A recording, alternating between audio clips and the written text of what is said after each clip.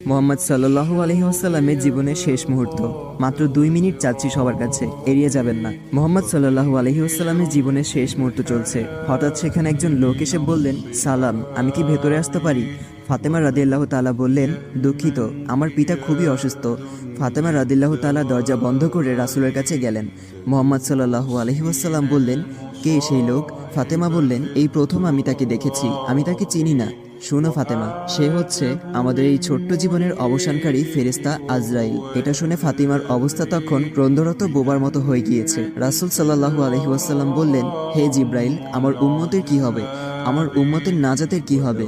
জিব্রাইল আলাইহি ওয়াসাল্লাম বললেন, হে রাসূল, আপনি চিন্তা করবেন না, আল্লাহ ওয়াদা করেছেন আপনার উম্মতের নাজাতের জন্য। মৃত্যুর ফেরেশতা ধীরে ধীরে রাসূলের কাছে এলেন জান কবজ করার জন্য। মালাইকাত মাউত আজরাইল আরো কাছে এসে ধীরে ধীরে রাসূলের জান কবজ করতে থাকলেন। পাশে দাঁড়িয়ে থাকা জিব্রাইলকে রাসূল বললেন ঘোঙ্গানির সাথে, ও জিব্রাইল, এটা কেমন বেদনাদায়ক জান কবজ করা। ফাতেমা রাদিয়াল্লাহু তাআলা তার চোখ বন্ধ করে ফেললেন। আলী রাদিয়াল্লাহু তাআলা তার দিকে উপর হয়ে বসলেন। জিব্রাইল তার মুখটা উল্টো দিকে ফিরিয়ে নিলেন।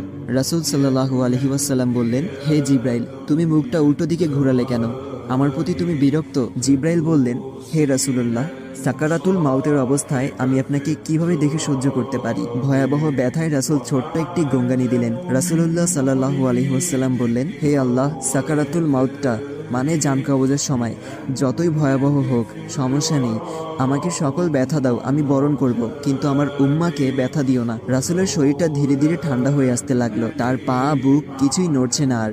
রাসূলের চোখের পানির সাথে তার ঠোঁটটা কম্পিত ছিল। তিনি কিছু বলবেন মনে হয়। আলী রাদিয়াল্লাহু তাআলা তার কানটা রাসূলের মুখের কাছে নিয়ে গেল। রাসূল বললেন, নামাজ কায়েম করো এবং তোমাদের মাঝে থাকা দুর্বলদের যত্ন নাও। রাসূলের ঘরের বাইরে চলছে কান্নার আওয়াজ।